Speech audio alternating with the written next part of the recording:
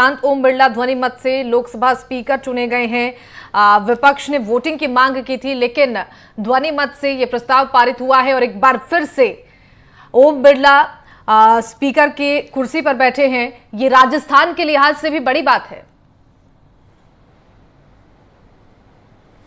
बिल्कुल बड़ी बात है, क्योंकि जैसा कि पीएम मोदी कह रहे थे कि किसी भी लोकसभा स्पीकर के लिए दोबारा सांसद का चुनाव जीतना बहुत मुश्किल हो जाता है जी। एक कड़े मुकाबले में ओम बिरला चुनाव जीतकर आए, तीसरी बार वो एमपी बने।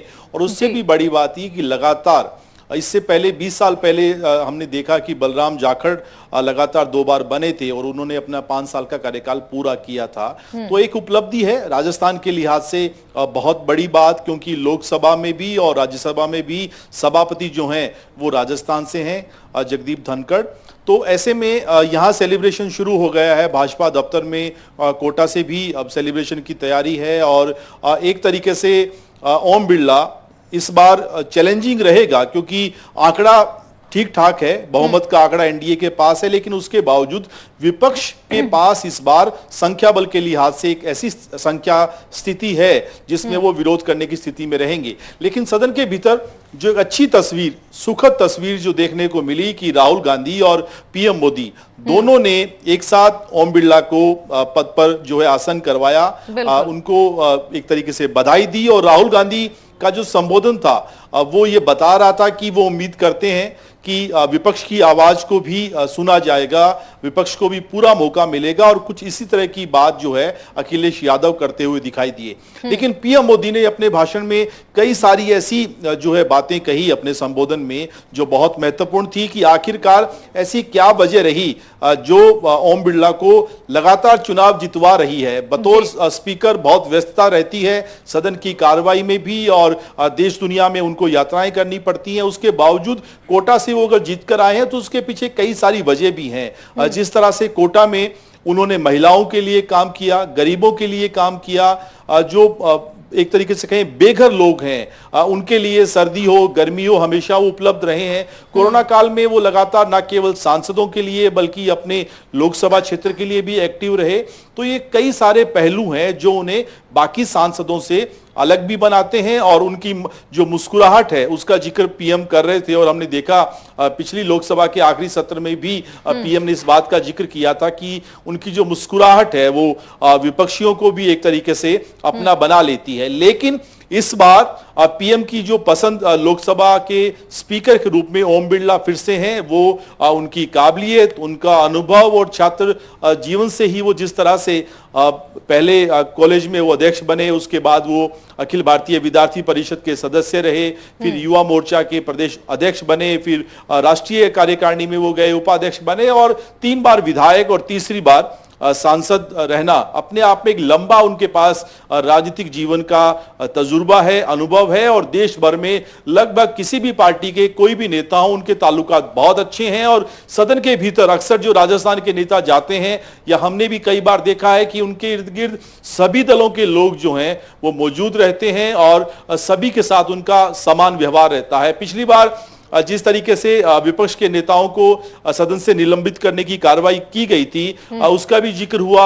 हालांकि मोदी ने कहा कि कई बार आपको कड़े फैसले करने पड़ते हैं, और ये अखिलेश यादव ने मेंशन किया कि इस बार सदन में उस तरह की तस्वीरें देखने को नहीं मिले। लेकिन अच्छी बात यह रही कि मत विभाजन नहीं हुआ। विपक्ष जानता था कि उनके पास वो जरूरी आंकड़ा नहीं है, एक ठीक ठाक संख्या जो है वो पहले से एनडीए के पास थी, और उसके बाद कई सांसदों ने जो है एनडीए को समर्थन देने की बात कही थी। लिहाजा ध्वनि मत से ये जो है चुनाव हुआ, एक तरीके से स्पीकर बने हैं दूसरी बार। तो सदन के भीतर नया आगाज, नई शुरुआत, और फिर से ओम बिरला को हम बतौर स्पीकर देख रहे हैं। और एक तरीके से आने वाले जो 5 साल हैं वो बतौर स्पीकर जो चलाएंगे वो देश दुनिया के सामने एक नजीर के रूप में पेश करेगा। बिल्कुल सुशांत, देखिए राजस्थान की जनता में भी खुशी की लहर होगी। सबको इंतजार था कि आखिर स्पीकर कौन बनता है। हालांकि ओम बिरला का नाम चर्चा में सबसे आगे रहा था, और एक सुंदर तस्वीर ये देखने को मिली कि प्रधानमंत्री के साथ राहुल गांधी भी उनको कुर्सी तक छोड़ने गए। लेकिन विपक्ष की एकजुटता भी देखने को मिल रही है। जैसा राहुल गांधी ने कहा कि विपक्ष की आवाज नहीं दबने देंगे, ये उम्मीद करते हैं, तो अखिलेश यादव ने निष्कासन जैसी दोबारा तस्वीर देखने को ना मिले, इस बात का भी जिक्र किया, यानी कि यूनिटी विपक्ष की तरफ से भी देखने को मिल रही है। जरूर बिल्कुल, और विपक्ष ने जिस तरीके से ऐलान किया था कि वो अपना कैंडिडेट उतारेंगे, हालांकि वोटिंग नहीं हुई, लेकिन ये सांकेतिक रूप से इस बात का प्रतीक था कि सदन की कार्रवाई के साथ ही, यानी स्पीकर के चुनाव के साथ ही पक्ष विपक्ष जैसी स्थिति है, एक तरफा कार्रवाई नहीं होगी। और ये बात एनडीए भी जानता है कि इस बार संख्या बल के लिहाज से इंडिया गठबंधन मजबूत है और कई सारे ऐसे फैसले होंगे जिनमें उनकी बात भी सुननी पड़ेगी, उनको मौका भी देना पड़ेगा। और लोकसभा में नेता प्रतिपक्ष के रूप में राहुल गांधी ने जो जिम्मेदारी संभाली है, और सदन में आज पहले ही दिन जिस तरीके से उनकी उपस्थिति, और वो जब बोल भी रहे थे तो ये बताने की और दर्शाने की कोशिश भी कर रहे थे कि इंडिया गठबंधन मजबूत विपक्ष के रूप में यहां मौजूद है। और जिम्मेदारी चूंकि स्पीकर के पास होती है लोकसभा की, पूरा सदन कैसे चलेगा, किसको मौका दिया जाएगा, कितना अवसर दिया जाएगा। और पिछली बार हम देखें तो अगर उस एक जो हिस्से को छोड़ दें तो बाकी सदन में बहुत सारी ऐसी चीजें हुई हैं जिसपे ओम बिरला को क्रेडिट दिया जा सकता है। उन्हीं के अध्यक्षीय कार्यकाल में नए भवन में प्रवेश हुआ, या फिर 370 धारा हटाने जैसे बिल जो है वो लाए गए, वो उनकी अध्यक्षता में ही लाए गए, और मोदी ने वो तमाम उपलब्धियों का एक तरीके से जिक्र भी किया है। तो पिछला कार्यकाल 5 साल का कुछ एक चीजों को छोड़ दिया जाए तो ओम बिरला ने कोशिश की है कि सदन ज्यादा से ज्यादा चले। जिस तरीके से शून्यकाल में भी प्रश्न उठाने और उसके बाद उनके जवाब देने के लिए उन्होंने मैंडेटरी किया कि जवाब आने चाहिए, या फिर सदन की अधिकतम बैठकें हों, कैसे मैक्सिमम जो है जनता के सवाल पूछे जाएं। ये सारी कोशिशें उन्हें बाकी जो लोकसभा के स्पीकर रहे हैं उनसे अलग भी बनाती है। और राजस्थान के लिहाज से निश्चित रूप से गर्व का पल है, गर्व का क्षण है। चाहे वो भाजपा के लोग हों या कांग्रेस के लोग हों, इस बात के लिए तो गर्व किया ही जा सकता है कि राजस्थान से एक राजस्थान का नेता वो सदन में दूसरी बार लोकसभा स्पीकर बन रहा। और ये भले ही देखने में सामान्य लगे, लेकिन सामान्य नहीं होता है, क्योंकि इतिहास बताता है कि लोकसभा में स्पीकर बनने के बाद दोबारा चुनाव जीतना अपने आप में बहुत बड़ी बात है, क्योंकि एक लार्जर देन लाइफ एक पिक्चर बन जाती है कि आप इतने बड़े संवैधानिक पद पर चले जाते हो, पब्लिक से आपका उतना कनेक्शन नहीं रहता, जनता के बीच जाने के लिए उतना समय नहीं रहता। लेकिन उसके बावजूद कोशिश की ओम बिरला ने कि वो सदन को भी बखूबी चलाएं, और साथ में जो उनका लोकसभा क्षेत्र है कोटा बूंदी, वहां पर भी अपनी टीम के जरिए और जिस तरीके से वो लगातार कोशिशें कर रहे थे कि जब भी समय मिले वहां जाएं, उनके बीच मौजूद रहें। ना केवल कोटा बूंदी बल्कि जहां जहां एक संवैधानिक पद के लिहाज से उनको इनवाइट किया गया, वो पूरे राजस्थान के दौरे करते रहे थे। और बिल्कुल सुशांत, प्रधानमंत्री ने भी अपने संबोधन में ओम बिरला की तारीफ करते हुए इन बातों का जिक्र किया था। और देखिए, बिल्कुल इतिहास है ये, 72 साल में तीसरी बार ये स्पीकर पद का चुनाव हुआ है, और जाखड़ के बाद दूसरी बार लगातार स्पीकर के पद पर ओम बिरला इस वक्त मौजूद हैं, और इस बात का जिक्र भी प्रधानमंत्री ने अपने संबोधन में किया।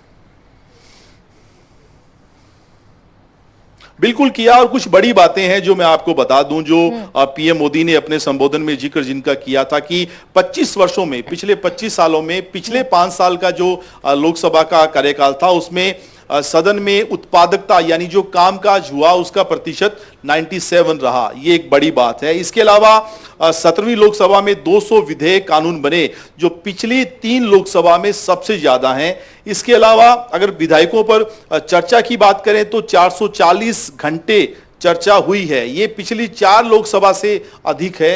इसके अलावा 2910 सदस्यों ने चर्चा की, ये भी पिछली 3-4 लोकसभा में सबसे अधिक रहा है। और उन्होंने जो बड़े काम किए, खासतौर पे जो एक संसद की लाइब्रेरी है उसको आमजन के लिए खोला। आमतौर पे इस तरीके से फोकस होता नहीं है, लेकिन 17 अगस्त 2022 को उन्होंने इसके लिए जो है व्यवस्था की कि आम आदमी भी आकर अब संसद की लोकसभा को देख सकता है। और महिलाओं के लिए हमेशा वो जो है एक तरीके से कोशिश करते रहे कि सदन में महिला आवाज जो है वो बुलंद रहे। और उन्होंने पिछली बार 46 महिला सांसदों सहित सभी जो प्रथम बार निर्वाचित होकर आए थे उनको अभिव्यक्ति का अवसर दिया था।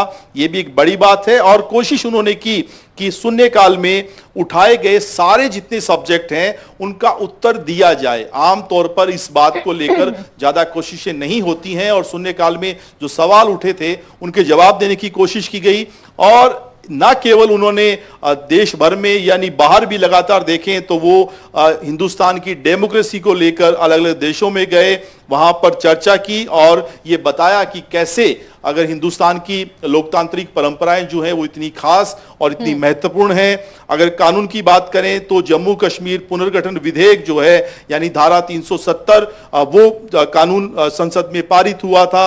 मुस्लिम महिला विवाह अधिकार संरक्षण अधिनियम जो है वो ट्रिपल तलाक, उसको लेकर देश में खूब चर्चा हुई, वो उन्हीं की जो है अध्यक्षता में हुआ था। इसके अलावा बहुत सारे ऐसे दूसरे कानून हैं, जिस तरीके से नारी शक्ति वंदन विधेयक 33% आरक्षण महिलाओं को देने का, वो भी उन्हीं के कार्यकाल में हुआ था। तो ये सारे ऐसे महत्वपूर्ण पहलू उनके पिछले कार्यकाल में जो हुए और इसी वजह से उनको पीएम मोदी हो या एनडीए के तमाम नेता हों, जिस तरीके से उनको फिर से चुना है, ये बताता है कि ओम बिरला ने अपने 5 साल के कार्यकाल में कुछ अलग हटके, कुछ खास करके दिखाया है, साबित किया है कि कैसे वो सदन को सबसे बेहतर ढंग से चला सकते हैं। बिल्कुल सुशांत, एक बड़ी जिम्मेदारी, एक बड़ी चुनौती इस वक्त ओम बिरला के ऊपर है, चूंकि विपक्ष की संख्या और एकजुटता बड़ी है और ऐसे में सदन को सुचारू रूप से चलाने की एक बड़ी जिम्मेदारी ओम बिरला के पास। बिल्कुल, इसमें दो राय नहीं है कि इस बार संख्या बल के लिहाज से विपक्ष मजबूत हैं। अगर हम लोकसभा में गणित की बात करें तो 543 सांसदों में एक स्थान अभी खाली है वायनाड, क्योंकि राहुल गांधी वहां से जो है अभी रायबरेली से वो जो है कंटिन्यू करेंगे, वायनाड से वो छोड़ चुके हैं। और 7 जो है एमपी उन्होंने अभी जो शपथ नहीं ली थी। अगर इस लिहाज से देखा जाए तो अगर मत विभाजन भी होता, वोटिंग भी होती, तो भी पलड़ा एनडीए का भारी था।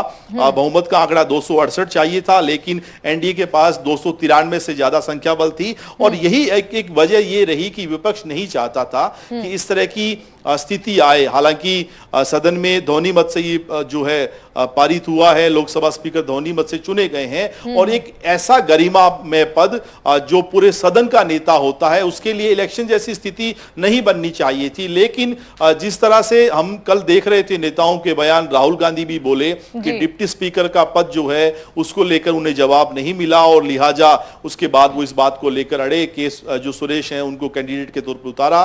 लेकिन वो जानते थे कि केवल ये सिंबॉलिक है, प्रतीकात्मक है, उनके पास वो आंकड़ा नहीं है। अगर मत विभाजन की स्थिति होती है तो वैसी नौबत जो है चुनाव जैसी नहीं आएगी। और उसके बाद फिर इंडिया गठबंधन की बैठक में इस बात को लेकर भी चर्चा हुई कि वोटिंग के लिए मांग नहीं की जाएगी। लेकिन अब इससे बड़ी बात आगे ये है कि क्या डिप्टी स्पीकर का जो पद है उसको लेकर क्या एनडीए तैयार होगा? नहीं लगता है, क्योंकि जो इंडिया गठबंधन ने सहमति व्यक्त नहीं की थी, तो फिर हो सकता है कि डिप्टी स्पीकर के पद को लेकर अगर किसी तरह की व्यवस्था बनती है तो चुनाव जैसी नौबत आती है तो फिर इंडिया गठबंधन के लिए डिप्टी स्पीकर का पद हासिल करना भी अब आसान नहीं है। यानी सर्वसम्मति से सहमति से बात बनती तो हो सकता था, जिस तरीके से राजनाथ सिंह कह रहे थे कि कंडीशन लगा दी गई थी, शर्त लगा दी गई थी कि उन्हें इस बात के लिए आश्वस्त किया जाए। और उसके बाद फिर जो है एनडीए के नेताओं ने तय किया कि नहीं, हम विपक्ष की बात नहीं मानेंगे, सदन में नेता का चुनाव अगर होता है, वोटिंग की स्थिति होती है तो उसके लिए जाएंगे। अब डिप्टी स्पीकर के लिए देखना होगा कि क्या सहमति जैसी स्थिति बनती है। पिछले 5 साल में ऐसी डिप्टी स्पीकर का पद जो है खाली रहा था, तो क्या वैसी ही परिस्थितियां तय होंगी या फिर जब बैठकें होंगी दोनों ही दलों की या पार्टी के बड़े नेताओं के बीच, तो डिप्टी स्पीकर के पद को लेकर किसी तरह की सहमति बनती है या नहीं? बिल्कुल ठीक है। सुशांत, आप हमारे साथ बने रहिएगा, आगे भी आपसे अपडेट्स लेंगे।